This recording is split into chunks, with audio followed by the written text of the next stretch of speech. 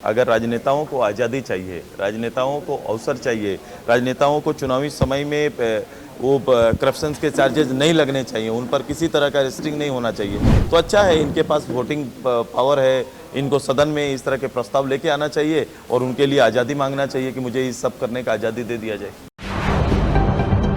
हमारे साथ है आजसू सुप्रीमो सुदेश महतो। सुदेश जी, लोकसभा का बिल्कुल बच चुका है, क्या तैयारियां लोकसभा की चुनाव की अगर बात करेंगे, आप लोग एनडीए में कितनी तैयारियां हैं? तैयारी है प्रदेश भर में पार्टी को इस चुनाव के लिए एकत्रित करना, एनडीए के पक्ष में अपना मतदान कराने के लिए रेडी करना, ये काम चल रहा है। हमारा फोकस विधानसभा है।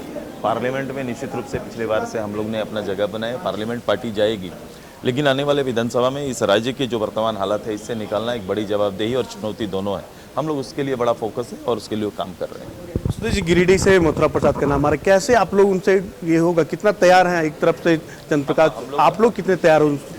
भाई साहब, हम लोग कैंडिडेट नहीं देखते कि सामने कौन है, सामने कौन लड़ रहा है, ये हम लोग कभी मैं कभी इसको नहीं देखता। मैं देखता हूँ कि हमारा प्लान, हमारी लोकप्रियता, हमारे कार्यक्रम, हमारे भविष्य के जो एजेंडे हैं वो बड़ा स्पष्ट होना चाहिए। आप लोग का नारा है 400 के पार, लगता है 400 आप लोग पूरा कर पाएंगे? एनडीए का नारा 400 पार। दल ने एनडीए ने एक टारगेट तय किया है कि पिछले बार जो था उससे ऊपर, और प्रधानमंत्री जी ने यह सेट किया है कि 400 तक अब इस बार जाने की तैयारी होंगे। तो पूरा दल, पूरे सहयोगी खुद सब लोग लग गए हैं, अब उस आंकड़े को हम लोग छुएंगे।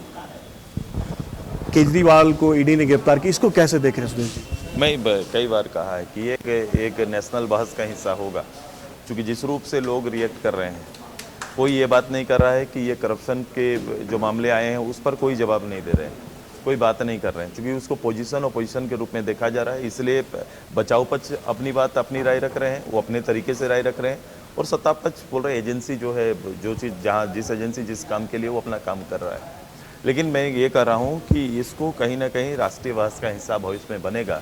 और अगर राजनेताओं को आज़ादी चाहिए, राजनेताओं को अवसर चाहिए, राजनेताओं को चुनावी समय में वो करप्शन के चार्जेस नहीं लगने चाहिए, उन पर किसी तरह का रेस्ट्रिक्ट नहीं होना चाहिए, तो अच्छा है। इनके पास वोटिंग पावर है, इनको सदन में इस तरह के प्रस्ताव लेके आना चाहिए और उनके लिए आज़ादी मांगना चाहिए कि मुझे इस सब करने का आज़ादी दे दिया जाए।